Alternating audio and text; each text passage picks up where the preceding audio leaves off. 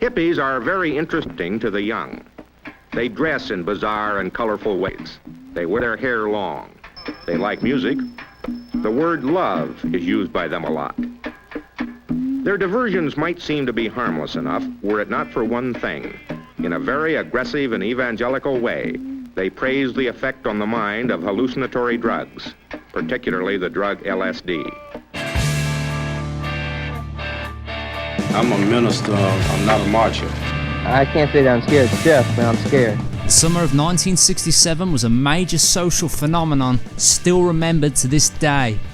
The youth were growing more suspicious of the government and rejecting the American values their parents had lived by. Suburban life was swapped for communal living. Thousands were congregating at San Francisco's Haight-Ashbury. America's involvement in the conflict in Vietnam, which had been going on since 1955, brought social unrest. The Beatles had just released Sgt. Pepper's Lonely Hearts Club Band. Scott McKenzie had just released the anthem San Francisco. Stories were reaching England of youth having spiritual awakenings in California. Haight-Ashbury had been occupied by a hippie community unified by their use of LSD and marijuana. If you were in your 20s in 1967, Haight-Ashbury was the place to be. I was all for going there and living on the Haight, you know. In America, we could feel what was going on there, even though we were miles away. You could just pick up the vibes. Just as summer was beginning, Paul McCartney took a flight from England to California. From California, he headed to Haight-Ashbury. High on marijuana, he wandered around the shops and boutiques. While doing so, Paul began thinking of the mystery tours he went on as a child. In 1950s Liverpool, kids boarded buses for mystery tours where the destination was kept secret. At this moment, Paul had a revelation. He thought how great it would be to do this on a bigger scale, touring around the English countryside, stopping at villages and towns. Even better, what if the Beatles were to do this with a film crew in tow? Paul believed this would be perfect for their next movie.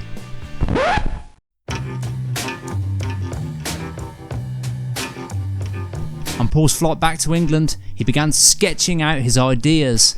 Paul at this point had stepped forward as leader of the Beatles. It had been his idea to do Pepper, and now he had a new gimmick. He brought his plan to the group, who were enthusiastic and decided to go ahead with the idea. The only problem was, John was feeling frustrated. He didn't sit comfortable with Paul leading what he thought was his band. He later said, "Paul started doing that, now we're going to make a movie, now we're going to make a record." Nevertheless, he did like the idea of the Magical Mystery Tour. The group had wanted to do something completely different for their next film. George stated on the subject, "We didn't see any way of making a similar film of four jolly lads nipping around, singing catchy little tunes. It had to be something that had more meaning." The Magical Mystery Tour seemed the perfect idea, despite the fact there would be no director, no script, and many of the lines would be improvised on the spot. Before filming would start, the group headed to the studio and began laying down the first song for the film's soundtrack. The song was all Paul. He had just 3 chords, and the only lyrics he jotted down were roll up for the Mystery Tour." Just as the track Sgt. Pepper's Lonely Hearts Club Band had created images to kick off the album, so would the Magical Mystery Tour. Through '67, the filming of Mystery Tour and the recording sessions became intertwined. Equal amounts of chaos and disorganisation bled through to each. During the beginning of the project, Paul was sat at home one day when ITV News reporters knocked on his door. He agreed to an interview and they began quizzing him on his drug use. Paul admitted he'd taken LSD 4 times, then a back and forth began on who was responsible for influencing fans to use drugs, Paul's by using drugs, or the media by selling the story. The comments were printed and unleashed a storm of protest. Not long before this, Mick Jagger and Keith Richards had been arrested on drug charges. On this subject, George had stated, "The press had a field day after the story was printed." The rest of the Beatles were not happy with Paul going public on his drug use. Their manager Brian Epstein attempted to deflect by stating he too had taken LSD and saw nothing wrong with it. It didn't work. At this time in the mid-60s, the concept of the guru had reached the Western world. The cult leader Charles Manson had been released from prison in early March and headed straight to San Francisco. He too had read of the legendary Haight-Ashbury. John's first guru he had met at an art gallery. Magic Alex, as he was soon known, fascinated John with scientific expertise. He gave him a box containing lights that flashed in an irregular manner. John found the box fascinating and under the influence of LSD stared at it for hours on end. As their friendship grew, John began introducing Magic Alex as his guru. In their conversations, Alex told of incredible inventions such as a telephone that responds to its owner's voice, an X-ray camera, paint that would make anything invisible, car paint that would change colour by flicking a light switch, wallpaper speakers, and a force field that would surround the Beatles' houses. On June 16th, the Monterey Pop Festival was held in San Francisco, an event seen as the premiere of the Summer of Love. The festival had been organised by Lou Adler, John Phillips, and the Beatles' former publicist Derek Taylor. The idea of the festival had been to validate psychedelic rock as an art form and push forward the counterculture ideologies. With every act playing for free and 200,000 in attendance, it set the blueprint for the utopian society the hippies dreamed of. The Beatles had sworn off touring by this point, so they declined an offer to play. With the success of the festival and the Summer of Love in full swing, the Beatles embraced the hippie ideals and decided they wanted to buy an island. Magic Alex conjured up plans to build 4 houses and tunnels connecting them to a central dome. Further plans were for the island to be filled with meditation posts, recording studios, a go-kart track, and a private landing strip. At the time of meeting the Beatles, Magic Alex was working as a television repairman. It hadn't took long for Alex to build friendships with the rest of the band. Paul later said they knew Alex was full of it. Maybe they thought he was a joke and funny to play along with, but either way, one time he convinced John and George to give him the engines from their cars so he could build a flying saucer. They decided against the idea of buying an island and George visited Haight-Ashbury. The youth living there by this point had become disillusioned. The city of San Francisco gave no support to the thousands of migrants flocking there in search of the hippie dream. Many of the kids, deeply troubled, had believed the community there would be the answer to their problems. Now they were drugged out, hungry, directionless, and still clinging to Timothy Leary's dream. At Haight-Ashbury, George had a terrible experience when he was mobbed by what he called horrible kids on drugs. Such an eye-opener for him. When he returned to England, he decided to stop using LSD. As time went on, Magic Alex obtained a work visa and became one of the first employees at the newly formed Apple Corporation. His salary was £480 a year, that's the equivalent to $9,600 in 2024. He was also given his own laboratory called Apple Electronics. As time went on, his salary increased to $6,000 a year, that's the equivalent of $110,000 now. Magic Alex could often be found wandering around the Apple building wearing a white lab coat and a clipboard in hand. As the year went on, Magic Alex stayed with George Harrison at Blue Jay Way. He also accompanied George on his infamous visit to Haight-Ashbury. While filming the Magical Mystery Tour, the Beatles had commissioned Alex to create one of his ideas, an artificial sun that would light up the sky at night. When the time came around for Alex to demonstrate his idea, he claimed there was not a strong enough electric supply to power it. The group took his word and Alex continued working. After the Magical Mystery Tour wrapped up, the Beatles' next trip was to India. They had met the Maharishi previously, and he now became their new guru. Magic Alex was immediately jealous. On first meeting with the Maharishi, Alex said sarcastically, "I know you, didn't I meet you in Greece?" In Cynthia Lennon's opinion, Magic Alex went to Rishikesh to turn John against the Maharishi. As Alex and John walked through the Rishikesh jungles, he wondered out loud why the Maharishi always had an accountant by his side. John told him it was because the Beatles were considering donating a large sum of money. Alex later questioned the Maharishi about this, who offered him money to build a high-powered radio station so the Maharishi could broadcast his teachings to the whole of India. Alcohol was prohibited at the ashram, but Alex began smuggling in supplies.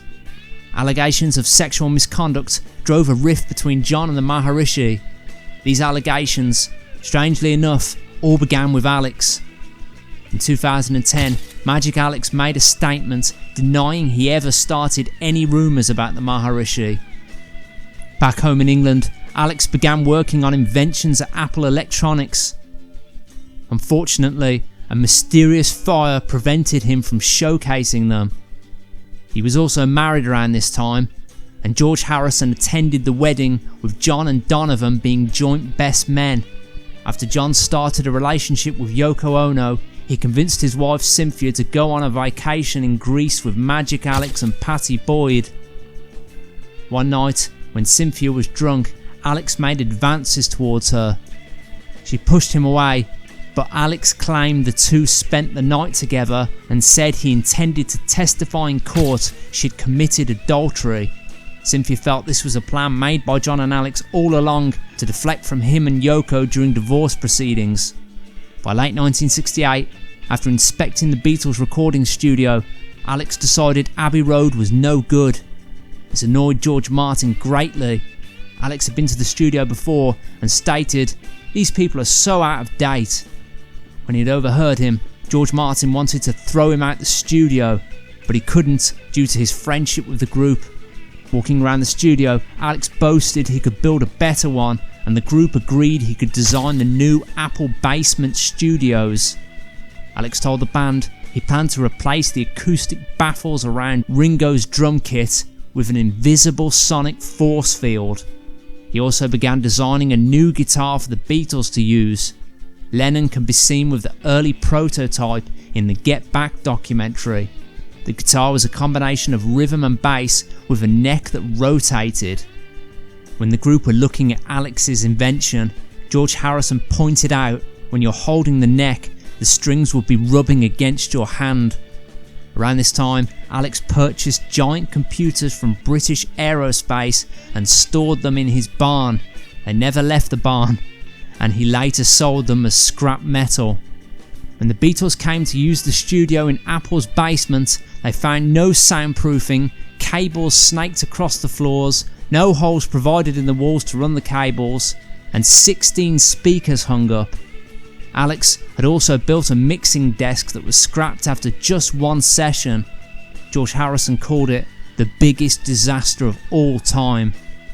When they attempted to record what would be the Let It Be album, the Beatles had constant problems with the equipment. Everything had to be ripped out and the design was started again.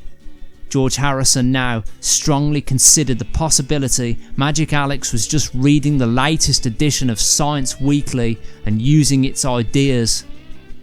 Alex later stated he'd never been in the basement of Apple Studios and all the equipment he built was being tested at Apple Electronics. Apple closed in 1969 and Magic Alex left the company. All in all, his ideas and projects cost the Beatles $300,000.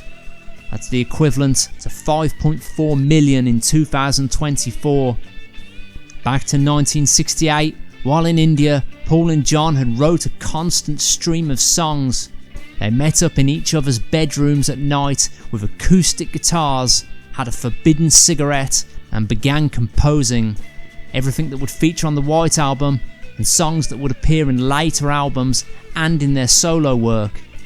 In the daytime, the Maharishi had clothes made for them by local tailors who used ancient sewing machines. Mia Farrow's emotionally fragile sister Prudence was also staying at the ashram.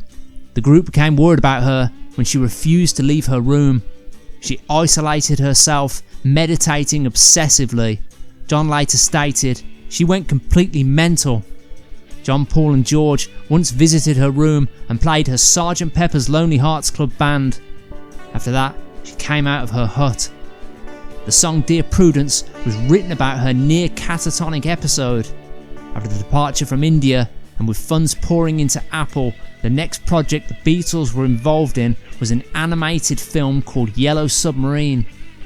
They played virtually no part in the production but added 4 new songs to the soundtrack, the most memorable being Hey Bulldog.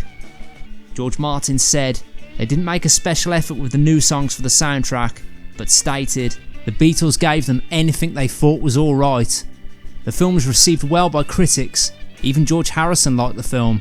He stated, "I think it's a classic." The White Album was released 10 days after John's first album with Yoko Ono. The album was called Unfinished Music No. 1, Two Virgins. It was recorded in one night at John's house in Kenwood.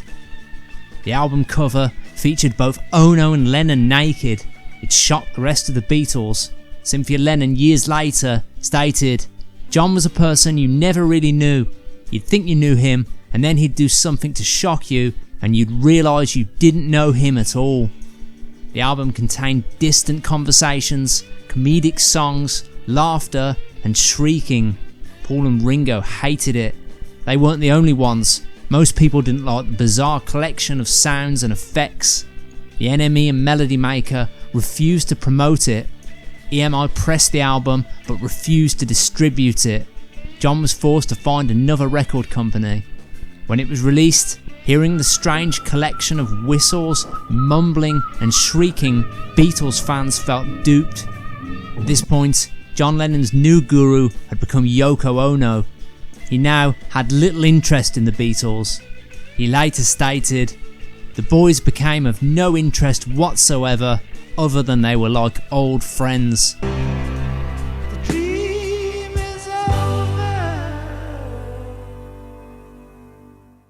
Thank you to everyone who supports the channel. If you wish to donate, it would be greatly appreciated as this is my main source of income. Just click the 3 symbols next to the video, then the thanks icon, and however much you wish to donate. Thanks for watching and stay tuned for my next video.